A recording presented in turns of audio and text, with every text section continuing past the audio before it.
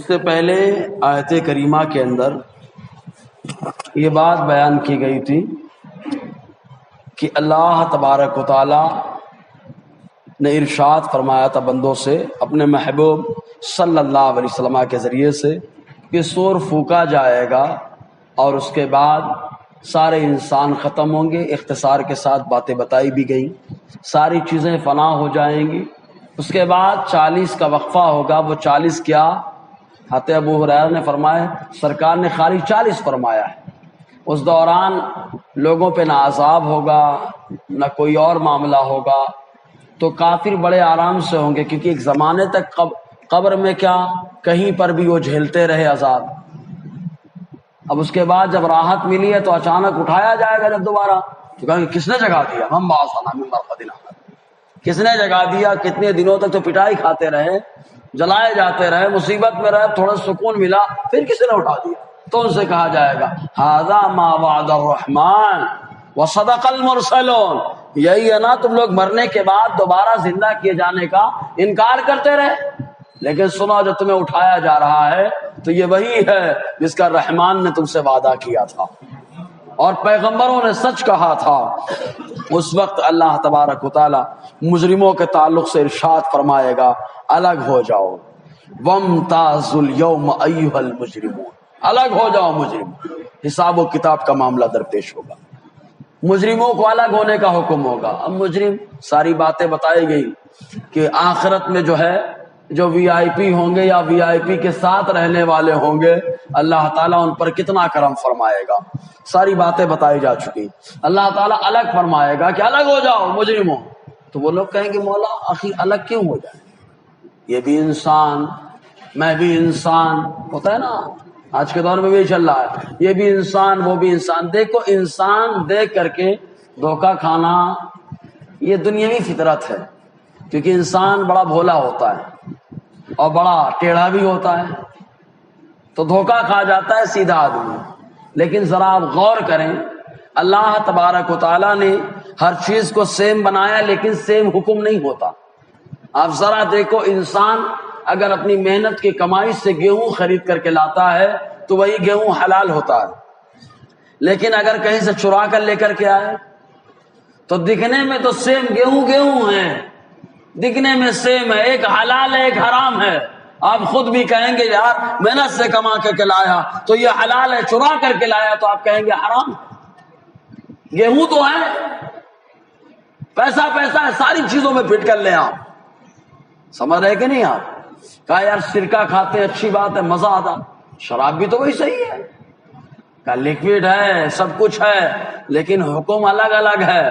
شراب پیئیں گے تو سزائیں ہیں اور اگر سرکہ کھائیں تو میرا مصطفیٰ نے فرمایا نعم الادام والخل، بہترین شوربہ یہ سرکہ ہے، بہترین شوربہ سرکہ ہے.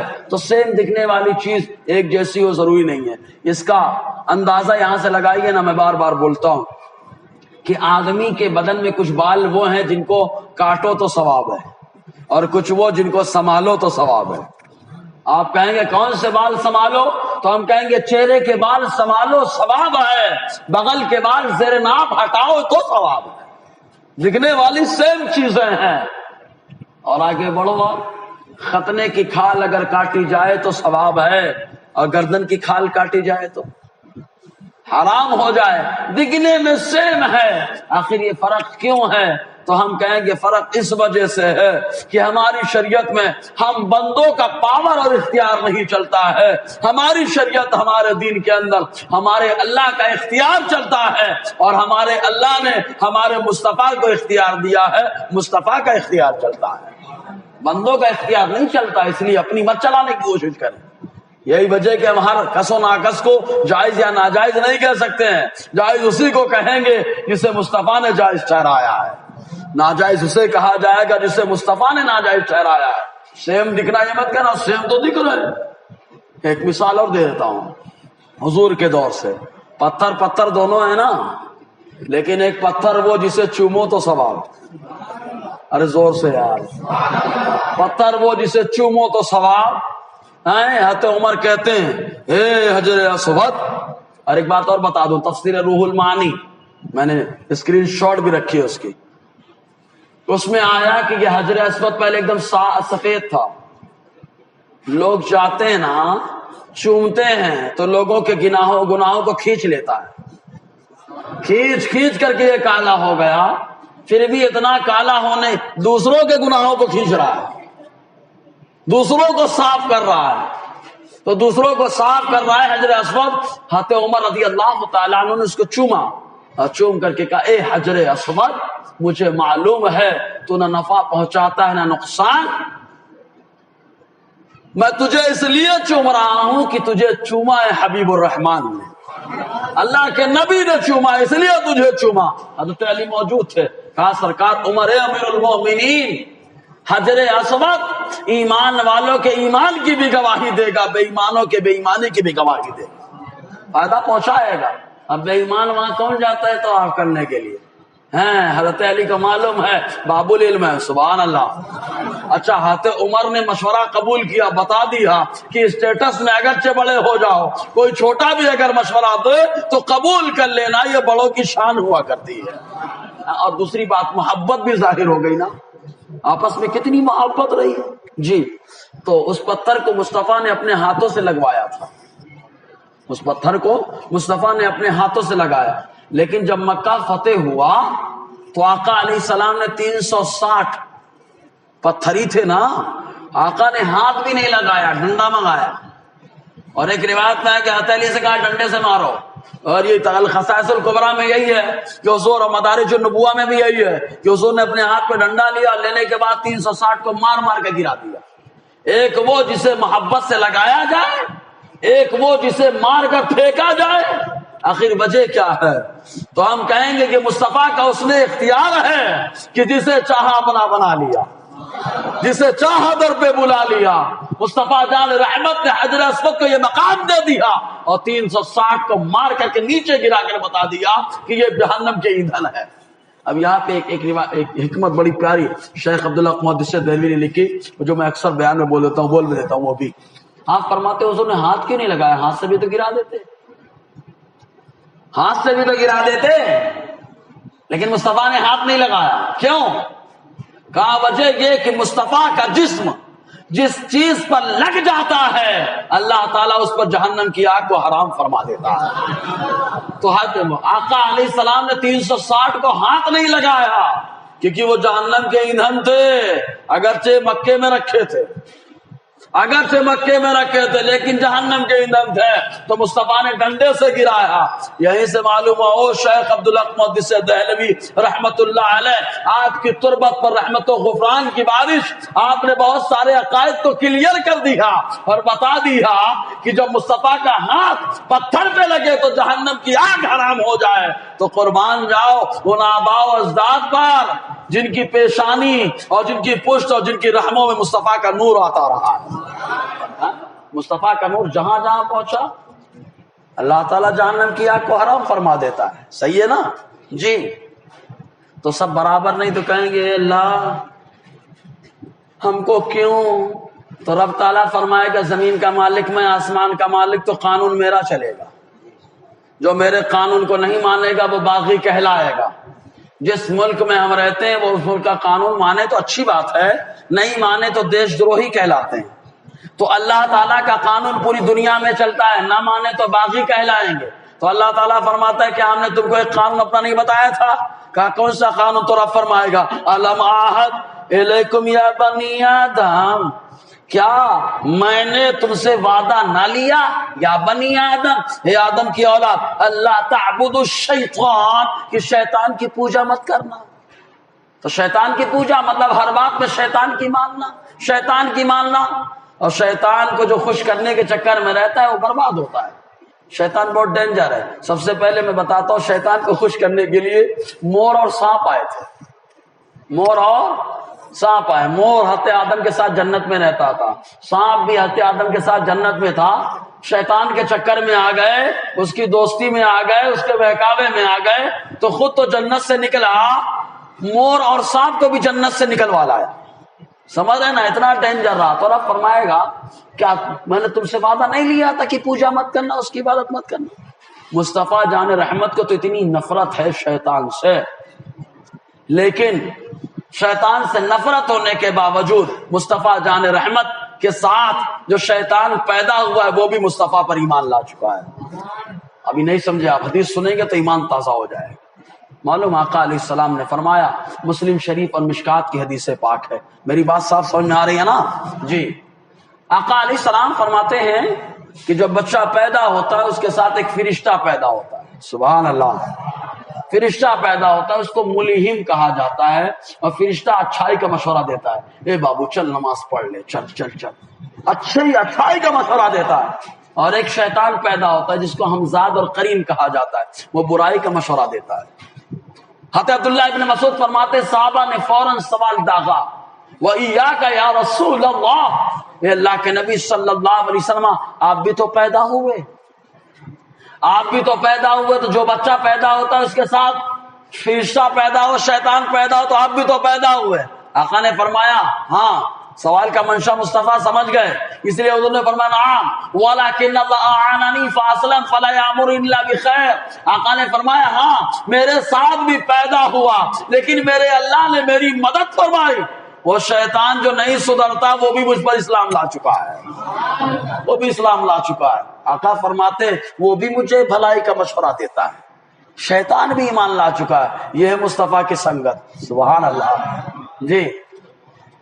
اس کے علاوہ ایک حدیث میں آیا، حضور فرماتے ہیں جب بچہ پیدا ہوتا ہے نا تب بھی شیطان آتا ہے، اس کے پیٹ میں مارتا ہے، چبھوتا ہے انگلی سے. بچے رونے لگتے ہیں نا، جیسے پیدا ہوتے چلا کے روتے ہیں کہ نہیں، تو جیسے چبھوتے ہیں نا، جیسے شیطان چبھوتا ہے تو بچہ رونے لگتا ہے. تو روتے ہوئے کیا آواز نکالتا ہے؟ آقا فرماتے ہیں وہ اللہ کا ذکر کرتا ہے. زور سے یار، اللہ کا ذکر کرتا ہے. شیطان مارے تو بچہ اللہ کا ذکر کرتا ہے. لیکن حضور فرماتے دو کے پاس شیطان نہیں آیا. صحابہ نے پوچھا کون سے دو؟ کہا حضرت مریم کے پاس نہیں آیا، حضرت عیسیٰ کے پاس نہیں آیا. صحابہ نے پوچھا آپ کے پاس؟ کہا میرے پاس آیا تھا، جبرائیل نے اپنے پاؤں سے مارا، جبل ابو قبیس کو جا کر کے گرا ہے. سمجھے کہ نہیں؟ تو یہ حضور صلی اللہ علیہ وسلم کا معاملہ. تو شیطان کی پوجا کرنے سے اللہ تعالیٰ نے منع فرما دیا. جی آج آدمی اللہ کے علاوہ دوسری چیز کی پوجا کر رہا ہے تو شیطان ہی تو منوا رہا ہے. ہم لوگ جو نفس کی پوجا کر رہے ہیں، اپنی بات مان رہے ہیں، شریعت کے خلاف چل رہے ہیں، یہ شیطان کی بات مان رہے ہیں نا. شیطان آ کر کے بولتا ہے ایسا کرو ایسا کرو ایسا کرو، تو ہم لوگ بولتے ہیں نا اتنے لوگوں نے تو نہیں منع کیا، مولانا نیا منع کر رہا ہے. ایسا نہیں ہے. شیطان حاوی ہوتا ہے تو انسان رحمان کی بات کو نہیں سمجھ پاتا. ورنہ ہم لوگ کلمہ اللہ کا پڑھتے ہیں، رسول اللہ کا پڑھتے ہیں، کوئی منع کرے نہ کرے، قرآن نے کہہ دیا ہمارا ایمان بن گیا، مصطفیٰ نے کہہ دیا ہمارا ایمان بن گیا ہے. جی تو اللہ تعالیٰ فرماتا ہے کیا تم کو نہیں کہا تھا کہ شیطان کی پوجا مت کرنا؟ اب شیطان کوئی ضروری نہیں کہ خالی جن میں سے ہو، شیطان انسان میں بھی ہوتا ہے نا. اللہ تعالیٰ قرآن میں فرماتا ہے من الجنۃ والناس، شیطان جناتوں میں سے بھی ہے انسانوں میں سے بھی ہے. معلوم ایک حدیث میں آیا ابو داؤد شریف کے، بخاری کے اندر بھی ہے، کہ حضور نے فرمایا جب سویرے اٹھا کرو تو ناک اچھے سے صاف کیا، پانی ڈال کے ناک اچھے سے صاف کر لیا کرو. صحابہ نے پوچھا وجہ؟ حضور نے فرمایا رات میں شیطان تمہاری ناک میں بیٹھتا ہے، تم جو خواب الٹے سیدھے دیکھتے ہو شیطان دکھاتا رہتا ہے. حالانکہ گندگی نہیں لگی ہے، لیکن حضور نے فرمایا اس کو اچھے سے صاف کر لو. تو شیطان کا اثر یہ ہے کہ اگرچہ وہ بیٹھ جائے کہیں پر، اگرچہ وہ چیز صاف ہو، پھر بھی اس کو صاف کرنے کا حکم میرے مصطفیٰ نے عطا فرمایا. تو شیطان سے دوری رہے، اس کے اثرات بھی نہیں چاہیے، چاہے انسانی ہو چاہے جناتی ہو، بہت ڈینجر ہوتے ہیں. جی تو اللہ تعالیٰ فرماتا ہے سنو کیوں شیطان کی پوجا نہیں کرنا، انہ عدو مبین. اللہ فرماتا ہے بے شک تمہارا کھلا دشمن ہے شیطان، کھلا دشمن ہے. اور ہم لوگ تو اپنے دشمن کی بات سنتے بھی نہیں. صحیح ہے کہ نہیں؟ اگرچہ وہ اچھا ہی بول رہا، تیری کیوں مانے؟ شیطان یہ کیوں مانے؟ وہ بھی تو کھلا دشمن ہے. اتنا خطرناک دشمن ہے کہ آدم علیہ السلام کو جنت سے اتارا جائے تو رب سے کہے مولا مجھے مہلت دے، آدم کی وجہ سے مجھے جنت سے نکالا گیا، مولا مجھے مہلت دے، میں آدم کی اولاد سے اس کا بدلہ لوں گا. اللہ تعالیٰ فرماتا ہے جا، جو میرے چیدہ برگزیدہ پسندیدہ بندے ہیں اس پر تیرا بس نہیں چلے گا، باقی پہ چلتا رہے گا. سمجھا نا؟ اسی لیے شیطان سب کو نہیں ٹہلا پاتا. سمجھ میں آیا؟ کیونکہ جو چیدہ برگزیدہ اللہ کے بندے ہوتے ہیں شیطان کا اس پر بس نہیں چلتا، ورنہ تو شیطان جس کو چاہتا ہے جیسے چاہتا ہے کھیلتا رہتا ہے۔ اس کے بعد رب نے فرمایا لیکن جس پر تیرا بس چلے گا وہ گناہ کر لے گا، اگر وہ توبہ کرے گا میں اس کے سارے گناہ کو معاف کرتا رہوں گا۔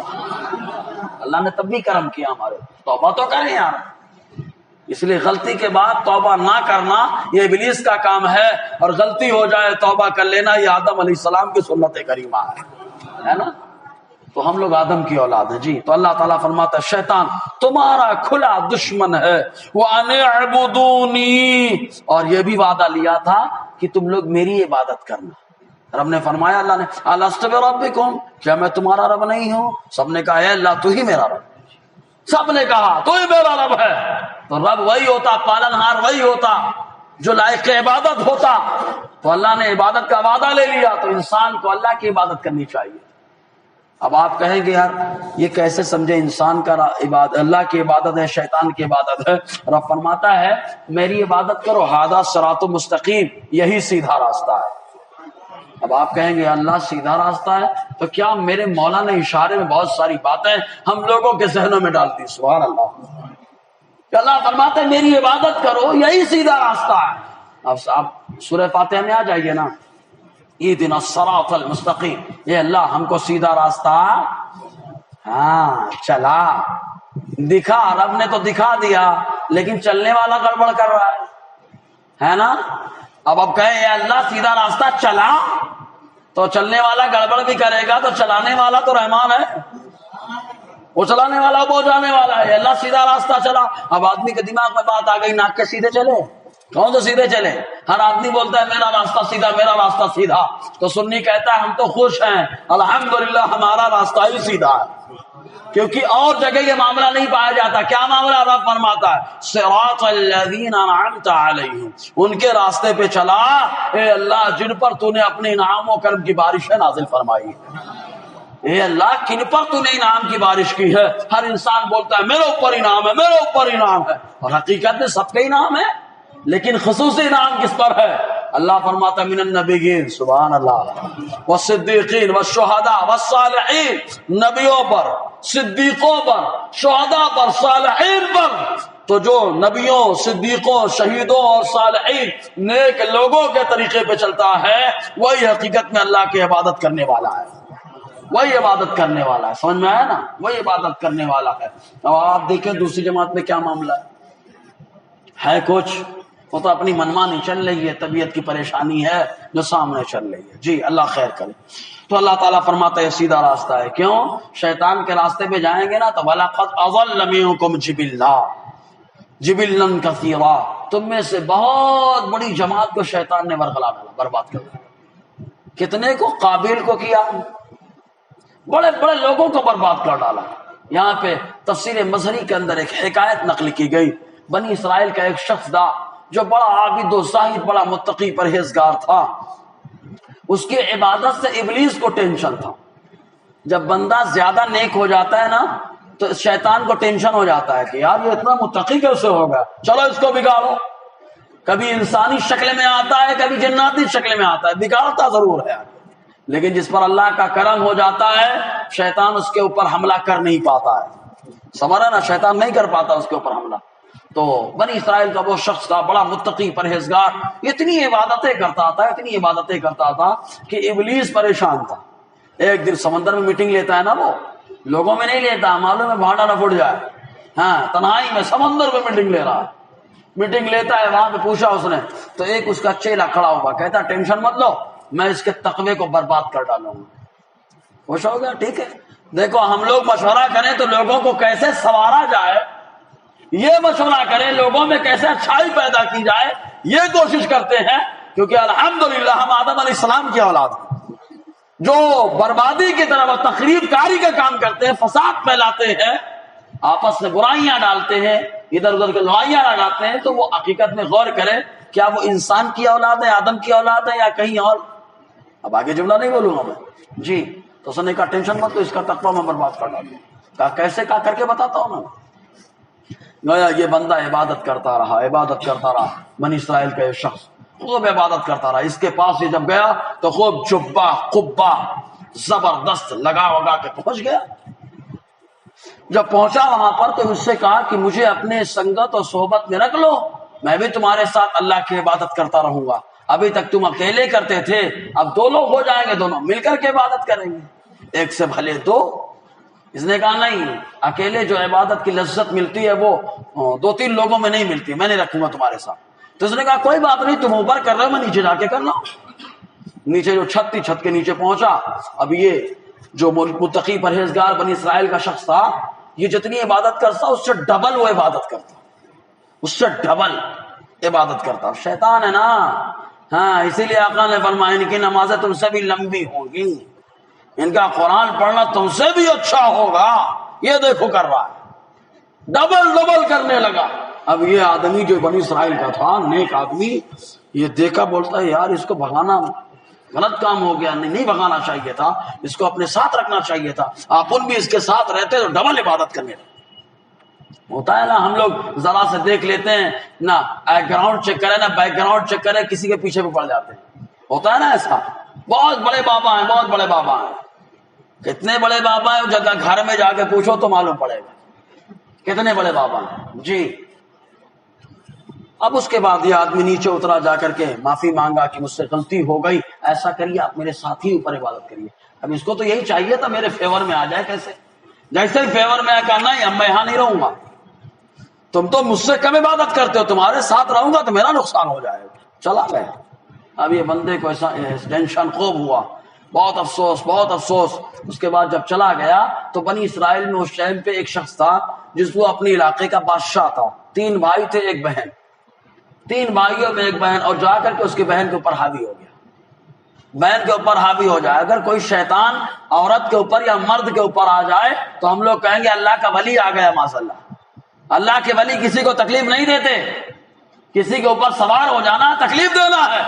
اور مصطفیٰ جان رحمت نے فرمایا اچھا انسان وہ ہے جس کے ہاتھ اور پاؤں سے دوسرے مسلمان سلامت رہتے ہیں. سمجھنا، اس لیے اللہ کے ولی نہیں پریشان کرتے کسی کو، وہ تو دوسروں کی پریشانیاں دور کرتے ہیں. تو شیطان جا کے حاوی ہو گیا. اب حاوی ہوا عورت کے اوپر، کیونکہ شیطان کا فندہ عورت ہے، فندہ ہے عورت ہے. حدیث میں آیا جب اس کو مردود بارگاہ کیا گیا تو اللہ تعالیٰ سے بولتا ہے اللہ تعالیٰ مجھے کن چیزوں کی اجازت ہے؟ تو چند چیزوں کی اجازت دی گئی. تو کہتا میرا علم کیا ہے؟ تو کہا گیا جادو تیرا علم ہے. کہا گیا میرا فندہ کیا ہے؟ تو کہا گیا تیرا فندہ عورت ہے. کہا تیری نشست گاہ کہاں ہے؟ کہا بازار میں ہے. کہا تیرا گانا کیا ہے؟ تیرا نغمہ کیا ہے؟ تو کہا کہ گانا ہے جو نفاق پیدا کرتا ہے. اس طریقے سے بہت ساری چیزیں اس کی اجازت دی گئی. بہرحال اس کا مسئلہ رہا. حاوی ہوا، اور جب حاوی ہوا تو بہن آؤ باؤں بکنا شروع کر دی. اور جب بکنا شروع کر لے، جو آدمی پیسے والا ہو، بادشاہ ہو، تو اکلوتی بہن کے اوپر پانی کی طرح پیسہ بہاتا ہے. پہلے خوب پریشان ہوئے، پھر ایک دن خود نکل کر کے انسانی شکل میں آیا اور آ کر کے بولتا کیوں ٹینشن لیتے ہو؟ ایک بابا کا نام بتاتا ہوں، متقی پرہیزگار، اس کے پاس لے کے جاؤ، وہ دم کر دے گا تو یہ اچھی ہو جائیں گے. اور اگر وہ نہ دم کرے تو وہاں جہاں وہ عبادت کرتے نیچے والے حصے میں چھوڑ کے چلے آنا. اب ابلیس کا چیلا کامیاب ہو گیا. ہمارا لے کر کے تینوں بھائی پہنچے، کہا دم کر دو. یہ بنی اسرائیل کا آدمی بھولا آدمی، اس نے کہا نہیں میں دم نہیں کرتا، میں اس قابل نہیں دم کروں گا. اب ان تینوں نے اٹھا کر کے نیچے ڈال دیا، کیونکہ کہا تھا کسی اور نے. کہتے نا چڑھایا ہوا بھوت نہیں اترتا، چڑھا ہوا اتر جاتا ہے. وہ چڑھایا ہوا ڈال دیا نیچے. اب یہ بندہ عبادت کرتا.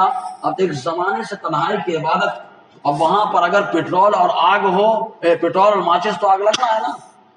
دیکھا، خوبصورتی دماغ میں چڑھ گئی. اسی لیے کہتے ہیں نظر فندہ ہے.